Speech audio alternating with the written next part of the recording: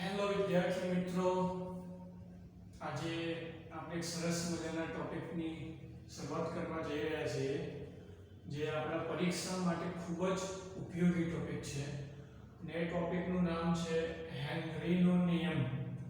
મેં તમને લાસ્ટ લેક્ચરની અંદર વાત કરી હતી કે આપણે નેક્સ્ટ લેક્ચરમાં હેનરીનો નિયમ જોવાના છીએ. હવે છેલ્લા લેક્ચરની અંદર આપણે પ્રવાહી દ્રાવકમાં વાયુની દ્રાવ્યની દ્રાવકતા જોઈ હતી, બરાબર.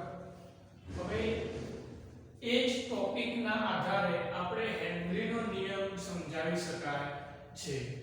આ નિયમ સૌપ્રથમ હેનરી નામના વૈજ્ઞાનિકે આપ્યો હોવાથી તેને હેનરીનો નિયમ તરીકે ઓળખવામાં આવે છે. એ નિયમ શું છે આપણે જોઈએ. ચલો, પહેલો હેનરીનો નિયમ છે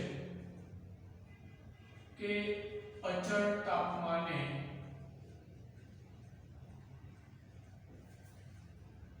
પ્રવાહી દ્રાવકમાં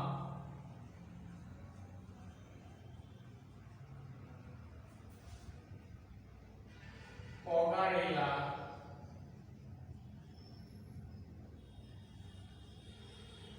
વાયુમય દ્રાવ્યની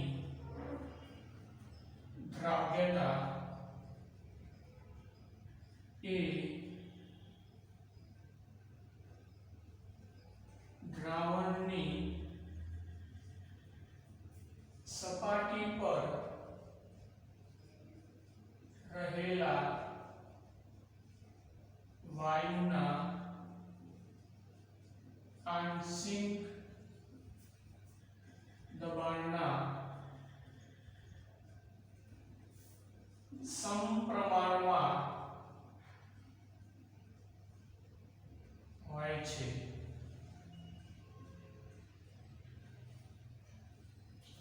જોજો મિત્રો, એ ધ્યાન રાખજો, અગત્યનો ટોપિક છે.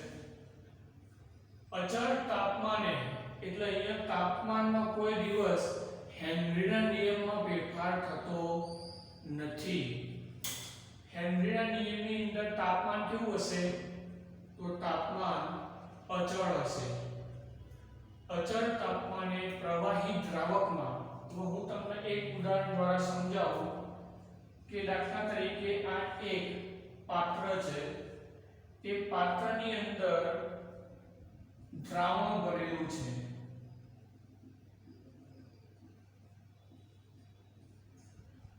આ દ્રાવણ ભરેલું છે. એ દ્રાવણની અંદર પ્રવાહી દ્રાવક છે અને વાયુ દ્રાવ્ય છે. આ એક પ્રકારનું દ્રાવણ છે, બરાબર. અને આ દ્રાવણની સપાટી, અને આ સપાટી ઉપર બીજા કોઈ વાયુ રહેલા છે. ધ્યાન રાખજો મિત્રો, આના દ્વારા આપણે નિયમને સરળતાથી સમજી શકીશું. અચળ તાપમાને એટલે તાપમાન કેવું છે? પાત્રનું અચળ હશે. અચળ તાપમાને પ્રવાહી દ્રાવકમાં ઓગાળેલા વાયુમય દ્રાવ્યની દ્રાવ્યતા. હવે અહીંયા પ્રવાહી દ્રાવકમાં શું ઓગાળેલું છે? તો વાયુમય દ્રાવ્ય ઓગાળેલો છે. એટલે ઓગાળેલો હોય તો તેને શું કહેવાય? દ્રાવ્યતા કહેવાય. એ આપણે શરૂઆતમાં દ્રાવ્યતાની વ્યાખ્યા જોઈ ગયા, બરાબર. પ્રવાહી દ્રાવકમાં ઓગાળેલા વાયુમય દ્રાવ્યની દ્રાવ્યતા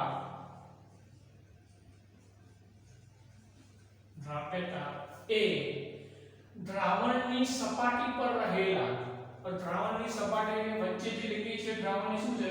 સપાટી છે. આ દ્રાવણની સપાટી પર રહેલા વાયુ, સપાટી ઉપર જે વાયુ રહેલો છે તે વાયુની વાત કરી રહ્યા છીએ આપણે. સપાટી ઉપર જે વાયુ છે એ વાયુના આંશિક દબાણ, એટલે વાયુ પર જે આંશિક દબાણ લાગતું હશે એ દબાણની વાત કરી રહ્યા છીએ આપણે. આના ઉપર જે દબાણ લાગતું હશે એ દબાણ, જેને આપણે દબાણને શું કહીએ? પી કહીએ, બરાબર. પ્રેશર વાયુના આંશિક દબાણના સમપ્રમાણમાં હોય છે. સમજી ગયા મિત્રો? ફરી એકવાર કહું કે અચળ તાપમાને પ્રવાહી દ્રાવકમાં વાયુમય દ્રાવ્યની દ્રાવ્યતા અચળ તાપમાને પ્રવાહી દ્રાવકમાં વાયુમય દ્રવ્યની દ્રાવ્યતા એ દ્રાવણની સપાટી પર રહેલા વાયુના આંશિક દબાણના સમપ્રમાણમાં હોય છે, એટલે કે સરખા પ્રમાણમાં હોય છે. એના આપણે સમજી શકાય એક ઉદાહરણ દ્વારા સમજીએ કે આની અંદર દાખલા તરીકે સાયક્લોહેક્સેન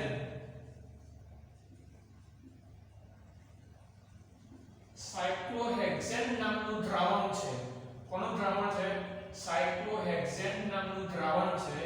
એ દ્રાવણની સપાટી ઉપર આ જે વાયુ રહેલો છે એ વાયુ HCl વાયુ છે.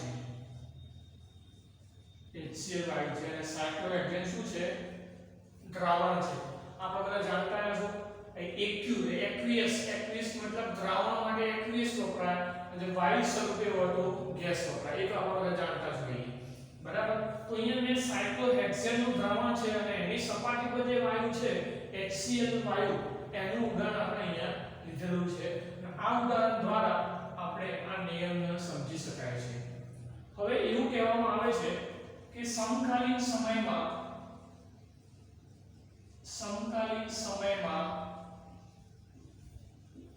ડાલ્ટને સમજાવ્યું કે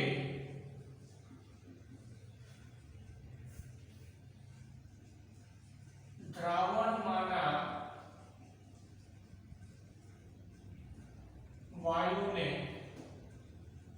વાયુના મોલ અંશ ગણવામાં આવે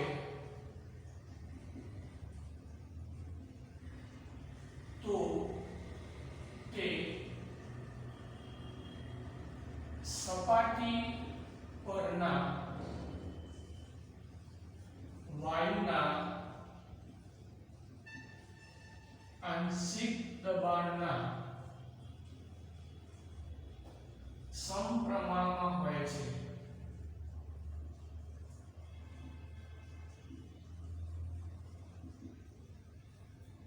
અહીંયા મિત્રો ધ્યાન રાખજો, અહીંયા વૈજ્ઞાનિક બીજો આવ્યો છે.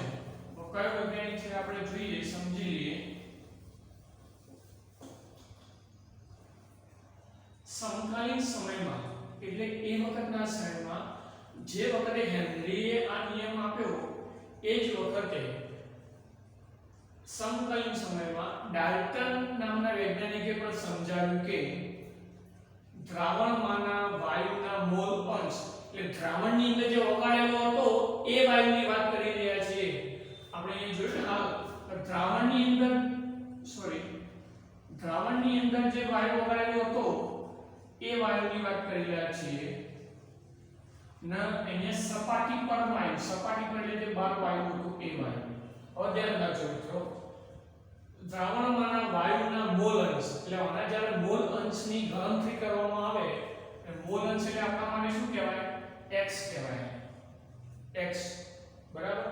એ મોલ અંશ ગણવામાં આવે તો તે સપાટી પરના વાયુના, સપાટી પર વાયુ એટલે જે બહારનો વાયુ હતો તે સપાટી પરના વાયુના આંશિક દબાણના સમપ્રમાણમાં હોય, બરાબર. એટલે આના આધારે એવું લખી શકાય કે P ચલે છે x. આંશિક દબાણ, કોનું આંશિક દબાણ? તો જે સપાટી પર વાયુ છે એનું આંશિક દબાણ. આ મોલ અંશ, તો કોના મોલ અંશ છે? તો દ્રાવણની અંદર જે દ્રાવ્ય થયેલા છે તેના તે મોલ અંશ છે, બરાબર. હવે P ચલે છે દિશાની રૂપ કરીએ તો અચળાંક શું આવે? k x. હવે તમને પ્રશ્ન થશે કે હમણાં તો હેનરીના નિયમની અંદર દ્રાવ્યતાની વાત કરી હતી, ઓગાળેલા વાયુના દ્રાવ્યની દ્રાવ્યતા, પણ આની અંદર મોલ અંશની વાત કરી છે. તો મિત્રો અહીંયા જે દ્રાવ્યતાની વાત કરી છે એ પણ દ્રાવણના અંદરનો વાયુ છે. અહીંયા મોલ અંશની વાત કરી છે એ પણ દ્રાવણના અંદરનો વાયુ છે. એટલા માટે દ્રાવણની અંદર જે દ્રાવ્ય થયેલો વાયુ છે એનું મોલ અંશ અને દ્રાવ્યતા બંને સમાન થશે. ધ્યાન રાખજો,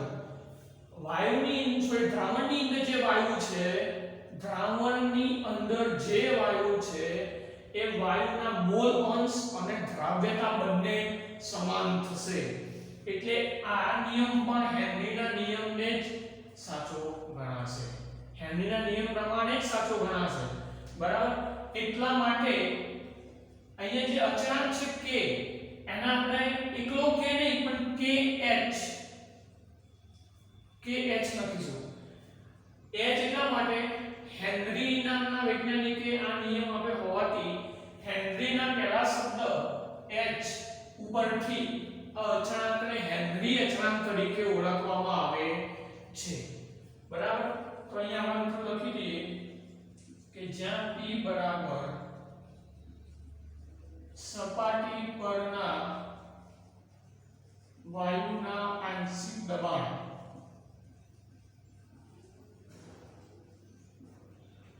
x બરાબર દ્રાવણમાંના વાયુના મોલ અંશ ચલો આગળ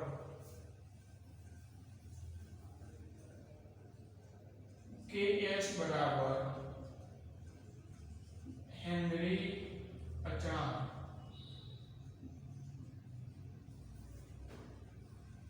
ચલો મિત્રો હવે આ તો સૂત્રની વાત થઈ હવે એવું કહેવામાં આવે છે કે દ્રાવણમાંના વાયુના મોલ અંશ અને સપાટી પરના વાયુના આંશિક દબાણ વિરુદ્ધ એકબીજાનો આલેખ દોરવામાં આવે તો સીધી રીતેમાં આવે છે ફરીથી સપાટી પરના વાયુના આંશિક દબાણ અને દબાણ વિરુદ્ધ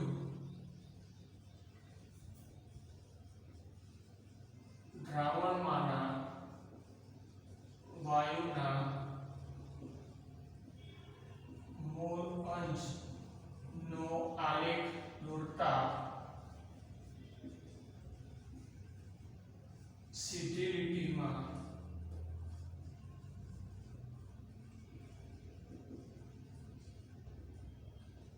આલેખ મળે છે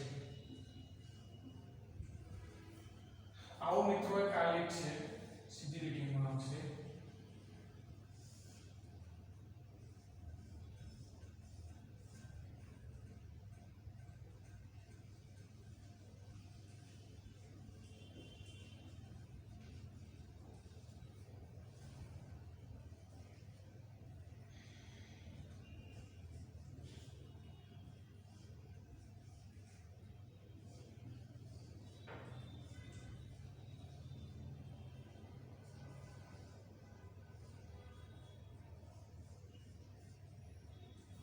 જો મિત્રો આ આલેખની અંદર આ HCl છે HCl શું હતો આપણામાં આ ઉદાહરણ આપણે જોયું HCl શું હતો તો સપાટી ઉપરનો વાયુ હતો સપાટી ઉપરના વાયુ માટે શું છે સપાટી પરના વાયુ માટે આંશિક દબાણ એટલે ડાબી બાજુએ છે એ આંશિક દબાણ છે P અને સાયક્લોહેક્સેન દ્રાવણ હતું અને એ દ્રાવણની અંદર શું હતું તો વાયુ હતો બરોબર એ વાયુ માટે આપણે શું વાત કરી છે મોલ અંશના આપણે કઈ તરીકે દર્શાય x તરીકે દર્શાય તો આ x છે તો અહીં આપણે જોઈ શકીએ છીએ કે p વિરુદ્ધ x નો આલેખ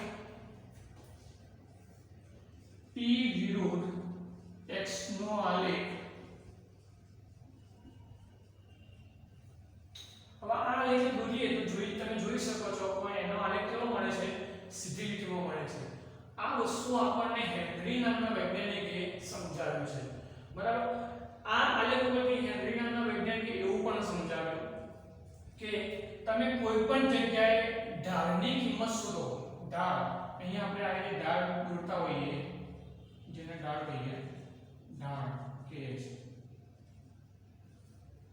આ જે ઢાળ છે અહીંયા ઢાળ દોરો કે અહીંયા ઢાળ દોરો એક જ પ્રકારના વાયુની અંદર તમે કોઈ પણ જગ્યાએ ઢાળ દોરો તો એ ઢાળની અંદર જે kh નું મૂલ્ય મળશે એ kh નું મૂલ્ય બધામાં સમાન મળશે ધ્યાન રાખજો ફરીથી મિત્રો અહીં હું લખું છું પોઈન્ટ એક જ પ્રકારના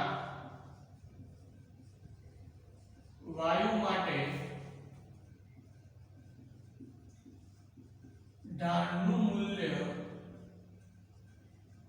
અથવા મિત્રો ઢાળનું મૂલ્ય એ જ આપણા માટે kh થશે હેનરી અચળાંક kh એ જ આપણા માટે શું કહેવાય ઢાળનું મૂલ્ય અથવા kh નું મૂલ્ય સમાન થશે।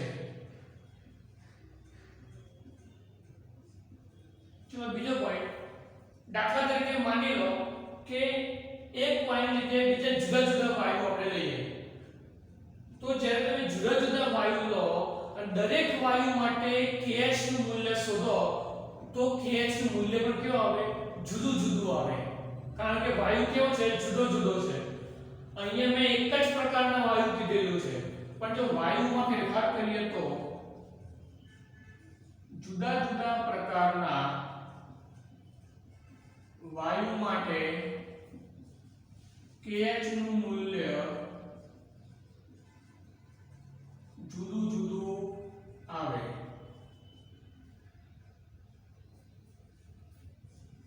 ચલો હવે નેક્સ્ટ પોઈન્ટ શું કહે છે જો જુદા જુદા પ્રકારના વાયુ માટે kh નું મૂલ્ય જુદું જુદું આવતું હોય તો આનો મતલબ એવો થયો કે kh નું મૂલ્ય કોના ઉપર આધારિત છે વાયુ પર આધારિત છે કારણ કે વાયુ બદલાય તો kh નું મૂલ્ય બદલાય છે। આનો મતલબ એવો થયો કે kh નું મૂલ્ય વાયુના સ્વભાવ પર આધારિત છે।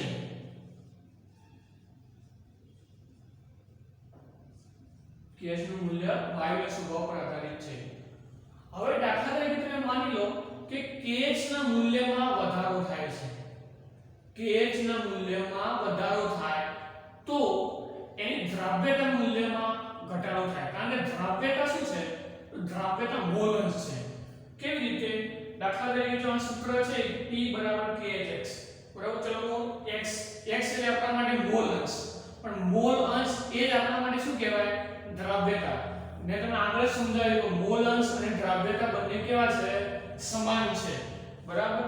તો જો આ સૂત્રના આધારે હું આવું લખું P KHx તો x P KH તો તમે અહીંયા સરળતાથી સમજી શકો છો કે જો હું kh નું મૂલ્ય વધારું kh ક્યાં છે છેદમાં છે p દબાણ અંશમાં છે અને kh ક્યાં છે છેદમાં બરાબર તો kh મતલબ છેદનું જો પ્રમાણ વધારું તો સ્વાભાવિક છે x નું મૂલ્ય કેવું થઈ જાય વધી જાય પણ માની લો kh નું મૂલ્ય ઓછું કરું છું kh નું મૂલ્ય ઓછું કરું તો x નું મૂલ્ય કેવું થાય વધી જાય બરાબર એટલે આના આધારે આપણે એક વાક્ય લખી શકાય કે kh ના મૂલ્યમાં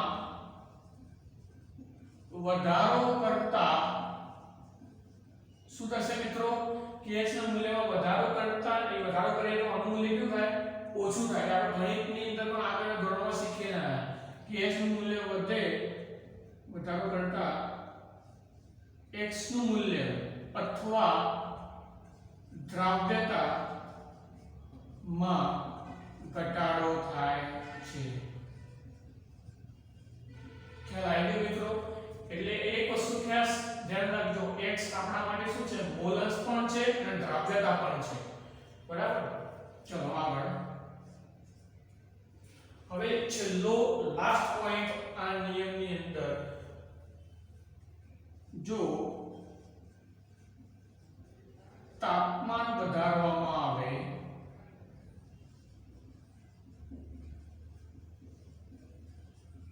તો પણ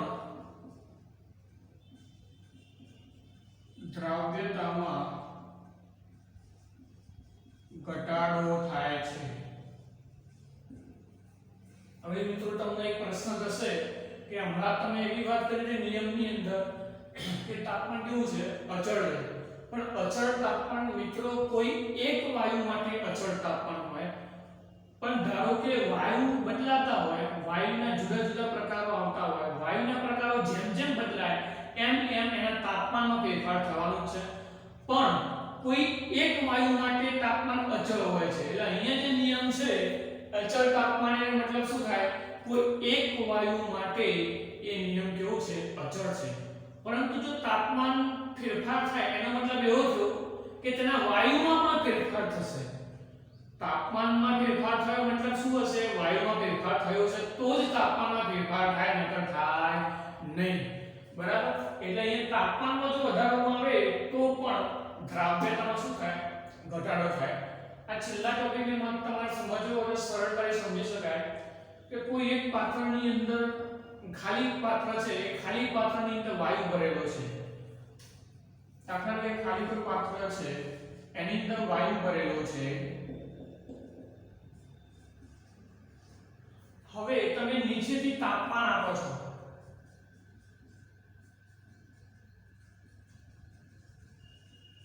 તમે નીચેથી તાપમાન આપો છો તો જ્યારે કોઈ પણ વાયુ પદાર્થને તમે નીચેથી જ્યારે તાપમાન આપો ત્યારે હંમેશા વાયુની ગતિમાં વધારો થાય છે. વાયુની ગતિમાં વધારો થાય છે. અને વાયુની ગતિમાં વધારો થાય એટલે વાયુ શું થાય, એ પાત્રની બહાર નીકળી જાય. પાત્રની અંદર જો વાયુ ભરેલો હોય અને તમે તાપમાન આપો, તાપમાનમાં વધારો કરો તો વાયુની ગતિ વધે. વાયુની ગતિ વધે એટલે વાયુ શું થાય, પાત્રની બહાર નીકળી જાય. એટલે જેટલો વાયુ અંદર ઓગાળવાનો હોય, દ્રાવ્ય કરવાનો હોય, એ દ્રાવ્યતા શું થાય, ઓછી થઈ જાય. કારણ કે માની લો કે 500 ગ્રામ વાયુ હોય, 500 ગ્રામ હોય નહીં, આ તો ખાલી ઉદાહરણ છે સમજવા માટે. 500 ગ્રામ વાયુ હોય, તમે એને તાપમાન આપો તો 300 ગ્રામ તો બહાર નીકળી જાય. 300 ગ્રામ બહાર નીકળી જાય તો અંતર કેટલો રહ્યો, માત્ર 200 ગ્રામ રહ્યો. 200 ગ્રામ ઓગળી જાય. એનો મતલબ શું થયો, દ્રાવ્યતામાં શું થયો, ઘટાડો થયો. કારણ કે પહેલા કેટલો વાયુ હતો, 500 ગ્રામ હતો. 500 ગ્રામ ઓગળવો જોઈએ પરંતુ 500 ગ્રામ ના ઓગળ્યો. કેટલો ઓગળ્યો, માત્ર 200 ગ્રામ ઓગળ્યો. કેમ? કારણ કે નીચેથી તાપમાન આપ્યું. તાપમાન આપ્યું એટલે પાત્રમાંનો વાયુ શું થઈ ગયો, બહાર નીકળી ગયો. બરાબર. એટલા માટે જો તાપમાન વધારવામાં આવે તો પણ દ્રાવ્યતામાં ઘટાડો થાય છે. બરાબર મિત્રો.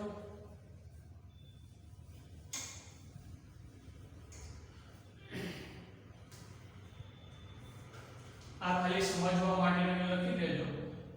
હવે આ નિયમ તમારે 3 થી 4 માર્ક્સ નો પૂછાય છે. આ નિયમ 3 થી 4 માર્ક્સ માં પૂછાય. મોસ્ટ આઈએમપી છે, વેરી મોસ્ટ આઈએમપી. બરાબર. તો આ જે નિયમ છે, હવે આ નિયમમાં કેટલું લખવાનું એ તમને જરાક કહી દઉં. જો આ જે મેં લખ્યું છે એ તો આમ નામ લખવાનું જ છે. આ તમારા ચોપડાની અંદર આખો નિયમ વ્યવસ્થિત આ જ પ્રમાણે લખી દેવાનો. અને આના પછી હેનરીના નિયમની ઉપયોગિતા આવે છે. હેનરીના નિયમની ઉપયોગિતા એટલે કે હેનરીનો નિયમ કઈ જગ્યાએ એનો ઉપયોગ થાય છે, એ ઉપયોગ છે. સ્વાભાવિક છે કે ઉપયોગિતા જે હોય, તમે ચોપડીની અંદર તમે જાતે વાંચો તો જાતે તમે સમજી શકો છો. કારણ કે હવે આ વસ્તુનો ઉપયોગ આ જગ્યાએ થયો એ જો તમે સરળતાથી સમજી શકો. તો એવી જ રીતે હેનરીનો નિયમ કઈ જગ્યાએ ઉપયોગ થાય છે એ ઉપયોગિતા તમે જાતે વાંચી લેજો, ખબર પડી જાય. એવી છે સરળ જ છે કે આ નિયમ કઈ જગ્યાએ વપરાય છે.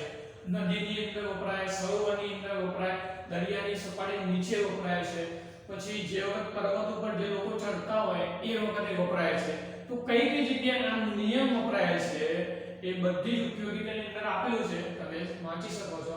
એ 3 ઉપયોગિતા આપી, 3 ઉપયોગિતા તમે લખી દો તો ટોટલ તમારા આખી થિયરી 4 માર્ક્સની થઈ જાય.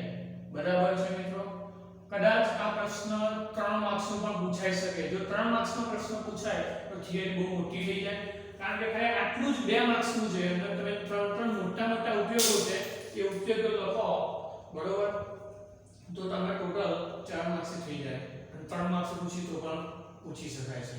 બરોબર. તો આ તમે આટલું લખી ઉપયોગિતા પણ ઘરે લખી દેજો બુકની અંદરથી જોઈને. બરાબર. અને આ જે દાખલો હતો એ દાખલો આપણે આવતીકાલે જોઈશું, કારણ કે સમય થઈ ગયો છે. બરાબર.